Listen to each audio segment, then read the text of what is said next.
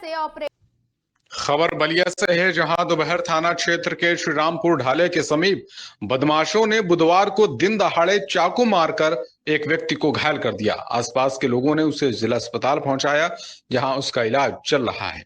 उधर पुलिस भी छानबीन में जुट गई है। आपको बता दें कि बुआ के घर जा रहे युवक पर दिन दहाड़े बाइक सवार बदमाशों ने श्रीरामपुर ढाले के समीप दोपहर गांव निवासी रितेश यादव 16 वर्ष पुत्र लालजी यादव को घायल कर दिया।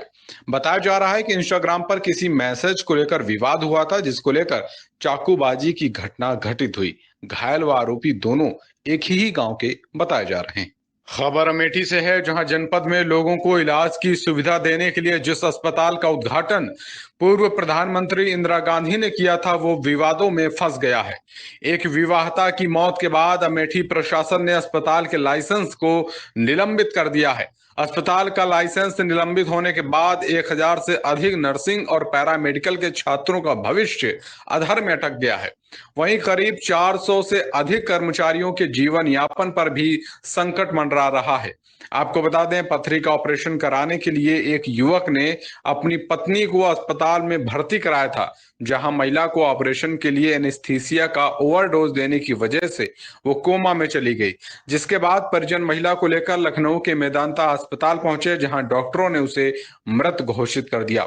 इस मामले में मुंशीगंज थाने में अस्पताल के सीईओ समेत 3 डॉक्टरों पर गंभीर धाराओं में मुकदमा दर्ज किया गया था। मामला हाई प्रोफाइल होने के बाद स्वास्थ्य मंत्री ने भी संज्ञान लेते हुए अमेठी प्रशासन को अस्पताल के खिलाफ कड़ी कार्रवाई का आदेश दिया है। सीएमओ की जांच में अस्पताल प्रशासन दोषी पाया गया और उसके बाद लाइसेंस को निलंबित कर दिया गया। शासन की तरफ से हमें हमारा जो रजिस्ट्रेशन है वो निलंबित किया गया है। तो अभी हॉस्पिटल हमारा कंप्लीटली बंद है। केवल जो पेशेंट्स हमारे पास एडमिट हैं पहले से ही, उन्हीं को हम लोग उनका उपचार अभी हमारी तरफ से चल रहा है।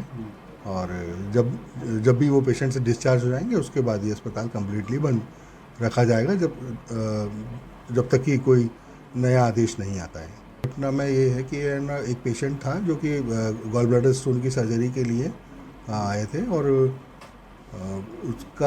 उसको जब ओटी में ले जाया गया तो जो एनेस्थीसिया देना होता है उससे सर्जरी से पहले, और वो ड्रग उसको है ना रिएक्शन कर गई थी, जिसके कारण से उसकी तबीयत खराब हो गई थी। बट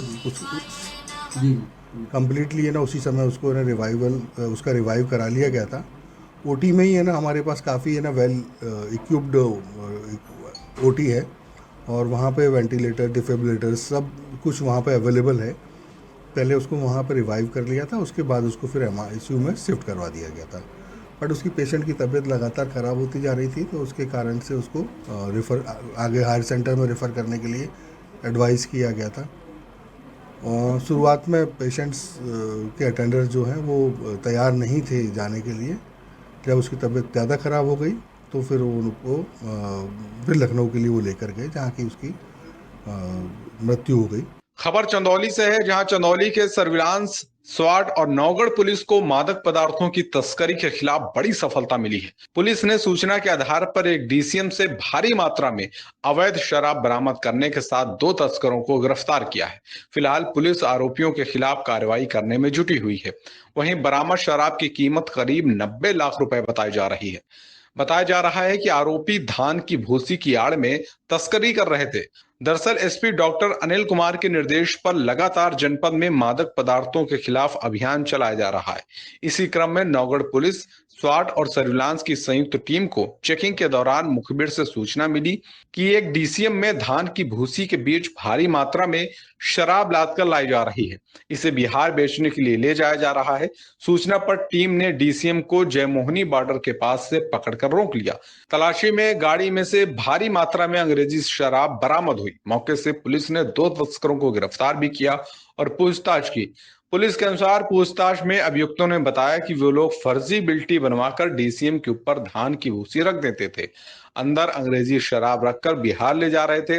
बताया कि वे सस्ते दाम में शराब खरीदते हैं, जिसकी बिहार में शराबबंदी के कारण ज्यादा कीमत लगती है। मामले में पुलिस ने बताया कि गिरफ्तार अभियुक्तों के नाम रखाराम भीचड़, दिनेश कुमार हैं, जो कि राजस्थान के रहने वाले हैं। बताया कि अभियुक्तों के विरुद्ध बरामदगी के आधार पर संबंधित धाराओं में मुकदमा दर्ज कर विधिक कार्रवाई की जा रही है। वहीं एसपी ने गिरफ्तारी और बरामदगी करने वाली टीम को 25,000 का इनाम देने की घोषणा की है। टीम ने आज एक सराहनीय काम करते हुए एक धान के भूसे में छुपाकर डीसीएम में लादकर पंजाब से बिहार ले जाई जा रही लगभग 3500 लीटर इंपीरियल ब्लू अंग्रेजी शराब को बरामद किया है। अभी तक की पूछताछ में ये सामने आया है कि रखाराम और दिनेश नाम के दो लड़के जो बाड़मेर राजस्थान के रहने वाले हैं, वो पंजाब से लेकर इस शराब को बिहार में बेचने के लिए लेके जा रहे थे। इन्होंने इस तरह से धान की भूसी में इसको छुपा रखा था ताकि चेकिंग के दौरान ये बच के निकल सके। खबर सोनभद्र से है, जहां एसटीएफ प्रयागराज और दुद्धी कोतवाली पुलिस ने गांजा ले जा रहे तस्करों को मुखबिर की सूचना पर रंटोला मार्ग रजखेड़ा तिराहे के पास से बीती रात को पकड़ लिया। आपको बता दें, पुलिस अधीक्षक डॉक्टर यशवीर सिंह जनपद सोनभद्र के निर्देशन में अपर पुलिस अधीक्षक व क्षेत्राधिकारी दुद्धी के पर्यवेक्षण में मादक पदार्थों की तस्करी पर प्रभावी अंकुश लगाने के लिए अभियान चलाया गया। इस अभियान के तहत एसटीएफ प्रयागराज व थाना दुद्धी पुलिस द्वारा अशोक लीलैंड ट्रक व कार से मादक पदार्थों की तस्करी करने वाले अंतरराज्यीय गैंग के कुल 7 अभियुक्तों को गिरफ्तार कर लिया। अभियुक्तों के पास से 134 किलोग्राम गांजा बरामद किया गया, जिसकी कीमत लगभग 17 लाख रुपए बताई जा रही है। पुलिस अभियुक्तों पर विभिन्न धाराओं में मुकदमा दर्ज कर कार्रवाई में जुट गई है। कोतवाली पुलिस ने बुधवार को घेराबंदी कर रेलवे ओवरब्रिज के पास से अभियुक्त अशोक गुप्ता पुत्र ओम प्रकाश गुप्ता निवासी बिदुआ थाना कोतवाली जनपद बलिया को गिरफ्तार कर लिया है। अभियुक्त के पास से 261.430 ग्राम सोने के आभूषण एवं चांदी के गहने बरामद किए गए हैं, जिसकी कीमत लगभग 15 लाख रुपए बताई जा रही है। अभियुक्त के विरुद्ध पूर्व से ही लगभग 1.5 दर्जन मुकदमे पंजीकृत हैं।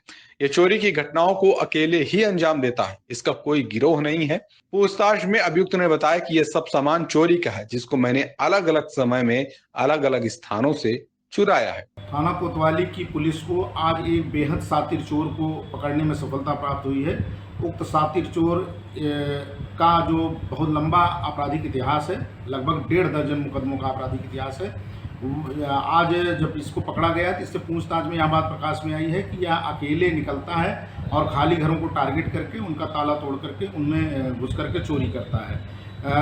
इसने पूछताछ में कुल हाल में की गई 5 घटनाओं को स्वीकार किया है कोतवाली क्षेत्र में, जिसमें 16/9/23 की एक घटना है मोहल्ला बहादुरपुर की। इसके अलावा भी अन्य कई घटनाओं को स्वीकार किया है। तो कुल 5 घटनाओं का अनावरण हुआ है और इसके पास से 261.43 ग्राम स्वर्ण आभूषण एवं चांदी का आभूषण बरामद हुए हैं, जिनकी बाजार में कीमत लगभग 15 लाख के आसपास बताई गई है। उसके अलावा 2 अदद लोहे का रम्मा और 1 अदद काला बैग, 8300 रुपये नकद इसके पास से बरामद हुए हैं। फिलहाल इसके बारे में और भी जानकारी की जा रही है, इसका और आपराधिक इतिहास खंगाला जा रहा है और आज इसको माननीय न्यायालय के समक्ष पेश करके आगे की वैधानिक कार्रवाई सुनिश्चित की जा रही है।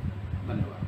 खबर गोंडा से है। गोंडा के संयुक्त बार एसोसिएशन के अधिवक्ताओं ने हापुड़ के साथियों के समर्थन में सड़क पर उतरे और कहा कि प्रशासन मनमानी ढंग से ग्राम न्यायालय की स्थापना कर रहा है। अधिवक्ता दीनानाथ त्रिपाठी ने बताया कि पूरा अधिवक्ता संघ हापुड़ के अधिवक्ता साथियों के साथ खड़ा है। जब तक आरोपियों के विरुद्ध कार्रवाई नहीं होगी, आंदोलन चलता रहेगा। यूपी के गोरखपुर स्थित गोरक्ष पीठ के लिए सितंबर का महीना खास होता है। इस महीने पीठ में साप्ताहिक पुण्यतिथि समारोह आयोजित होता है। ऋषि और सनातन परंपरा में गुरु शिष्य के जिस रिश्ते का जिक्र किया जाता है, उसकी जीवंत मिसाल दिखती है। सितंबर में ही ब्रह्मलीन गोरक्ष पीठाधीश्वर महंत दिग्विजयनाथ और महंत अवैधनाथ की पुण्यतिथि पड़ती है। अपने गुरुओं और उनके सरोकारों को याद करने, उनसे प्रेरणा लेने, उनको आगे बढ़ाने का संकल्प लेने के लिए करीब आधी सदी से आयोजन का सिलसिला जारी है। इस साल 26 सितंबर से 3 अक्टूबर तक आयोजन होगा। राष्ट्रीय महत्व के जिन समसामयिक विषयों को चुना गया है, उनमें एक भारत श्रेष्ठ भारत की संकल्पना, पर्यावरण संरक्षण, आयुर्वेद, संपूर्ण आरोग्यता की गारंटी जैसे तमाम मुद्दे शामिल हैं। साथ ही श्री भागवत पुराण कथा महायज्ञ का भी आयोजन होगा। समापन के दिन पीठ के सहभोज परंपरा के क्रम में एक बड़े भंडारे का भी आयोजन होगा। संयोग से मकर संक्रांति के दिन आयोजित खिचड़ी का सहभोज ही पीठ का सबसे बड़ा आयोजन भी है। खबर बलिया से है। 33% महिला आरक्षण बिल पेश होने के बाद से देश ही नहीं, जनपद स्तर पर भी महिलाओं एवं छात्रों में खुशी की लहर देखने को मिल रही है। महिलाओं का कहना है कि इस बिल के पारित होने के बाद हम भी महिलाओं की आवाज संसद में बुलंदियों के साथ उठा सकेंगे। जो बिल 27 वर्षों से लटका पड़ा हुआ था, आज देश के यशस्वी प्रधानमंत्री मोदी ने सदन में पेश कर ऐतिहासिक काम किया है। आपको बता दें कि सदन में 33% महिला आरक्षण बिल पेश किया गया है। वैसे ही जनपद में महिलाओं में खुशी की लहर दौड़ गई। महिलाओं ने कहा कि जो बिल कांग्रेस के जमाने से लटका पड़ा हुआ था, उस महिला बिल को हमारे यशस्वी प्रधानमंत्री ने पेश कर महिलाओं के उत्थान के प्रति अपनी संवेदना प्रकट किया है। यूपी के झांसी में हैरान करने वाला मामला सामने आया है। यहाँ चोरों के हौसले इतने बुलंद हो गए हैं कि उन्होंने पुलिस वाले के घर में ही रेकी कर चोरी की घटना को अंजाम दे दिया। चोर पुलिस वाले घर से लाखों रुपए के जेवरात सहित नकदी चोरी कर ले गए। अब पुलिस उन चोरों की तलाश में लगी है। मामला झांसी के मोड़ थाना क्षेत्र के गांव कुम्हरार का है, जहां यूपी पुलिस के पदस्थ आनंद परिहार अपनी पत्नी, भाई और मां के साथ रहते हैं।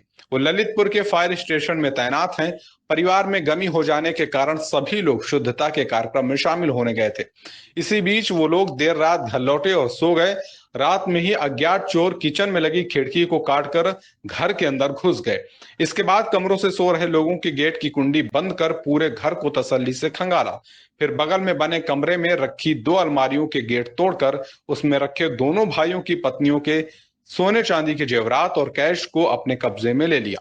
फिर वो बगल के एक और कमरे में दाखिल हुए और वहां पर रखे बक्से का ताला तोड़कर उसमें रखे पुश्तैनी जेवरात चोरी कर फरार हो गए। जब सुबह परिवार के लोग जागे तो वहां का नजारा देख सभी की होश उड़ गए। उन्होंने आनंद फानन में डायर 112 को सूचना दी। मौके पर पहुंची पुलिस ने छानबीन कर चोरों की तलाश में लग गई। इस मामले के चलते पुलिस प्रशासन में हड़कंप मच गया है। वहीं इस पूरे मामले में क्षेत्राधिकारी मोड़ का कहना है कि मुकदमा दर्ज कर लिया गया है। छानबीन कर जल्द ही